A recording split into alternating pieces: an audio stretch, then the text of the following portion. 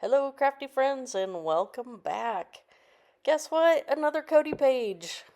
Yep, still playing catch up, and today is a pocket page that coordinates with the page that I shared yesterday, the shelf one. So this one mainly focuses on using the Rust and Revs collection, and so it is. Let's see. Nope, this one actually had four by six pockets, and then three 4x4 pockets in the middle. And so I was using mostly the Rust and Revs 6x8 paper pack. So this card here is actually one of the pre-printed cards, I guess, it's probably either meant to be used as a complete 6x8 page, or in this case, like I did, I cut it in half, and it is pre-printed to have two separate 4x6 sized cards. So that is what I'm using today for this pocket. I added some of the Rust and Revs rub-ons there for some texture, and then I am adding this title that says Mischievous, and with an arrow there with the corrugated chipboard. And this puffy heart, which I believe is from Bramble Fox. A while back, I placed an order for a bunch of things, and they had a package of these light pink ones and this reddish color, and I just love using those in some of my layouts here. So here I have moved on to one of the 4x4 pockets, and this one is super simple. That you can see that I just added a rub-on and adding my photo with no photo mat, and just letting some of the lighter colored paper just peek out around the side. There you can see on this particular one that there was on the pre-printed on the paper is like a car or like a garage scene. And so really I just made sure that I flipped it upside down and made sure that my photo was covering up most of the image with just a little hint of the color showing out on the side. And so you can't even tell what was on the background of this side photo. And so a lot of times papers, when I like parts of the paper, that this is how I cover up the areas that don't necessarily go with the theme of what I'm scrapbooking. So I did like the color of the blue and some of the textures in the paper off to the side. And so there I just made the paper work with my photos and the pocket pages. So this one, I just added the two rub-ons down the side just to add a little more color and texture, and that was it. This pocket card that I did use another 6x8 piece of paper, and I cut the plaid in half, and so I use half of that card here, and I think half on another pocket possibly. So I had this frame here from an older 49 and Market collection, and so I'm just trimming my picture to fit within the square, that I wasn't going to cut it out, that I did just place the picture on top, and to give it a little texture I am adding it with some foam adhesive here. So when I do that, I do like to use both a wet glue and a dry tape adhesive just to give the initial stick, and then the wet glue helps it stick more permanently. So and then this card, I don't even know where this card came from. Actually I do. I think it is an image that was on a stamp packaging that I got from a stamp set that had the background is a music stamp.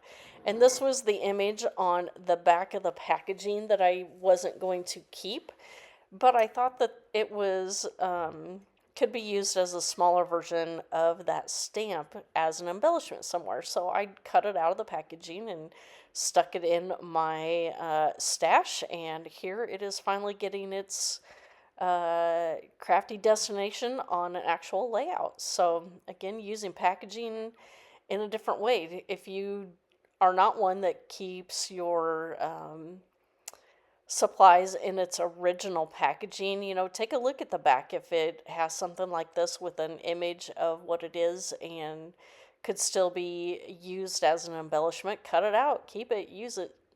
So here, just adding those things. And that frame actually had a hole punch. Well, it was just printed on there that it actually wasn't punched. So I did use my crocodile to punch the hole, and I did tie some navy blue twine through there. And here I did have an old brad that did actually have tines on it. So I punched it through the entire card and then covered the metal pieces on the back with some washi tape, so it would help protect the backside of whatever's on the backside of this pocket card. All right, so this one, I think this was actually a scrap piece of paper from a full 12 by 12. And so since the plaid was on the other side, to pull it over to this side with my title card, I just cut the corner out of the paper that worked for this 4x6 size card. So I pulled out some old stickers and spelled out the word curls, because the picture on the other card was from showing the back of his head and his little boy curls before he got his first big boy haircut, which hasn't yet been documented either. So that'll be coming up here, maybe in the next year I will get that done as well. So just added a couple of rub-ons there from the Rust and Revs collection, and just checking the spacing out on my letters that they are not very sticky, so I do go back and add some liquid glue just to make sure that they will stick. There you can see that I had another brad with a tine, and so I had this foam piece that I stuck on the back to kind of help give a little dimension, but also cover the back of those tines so they wouldn't go back all the way through.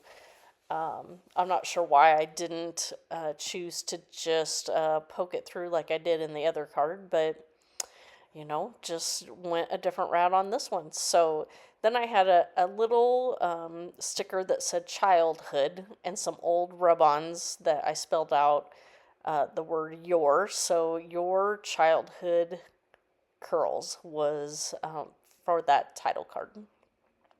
So here you can see I'm rubbing on some ink on these. I've had these super old wood veneer pieces in my stash for a while. They were from Amy Tangerine, so that tells you how long they've been around.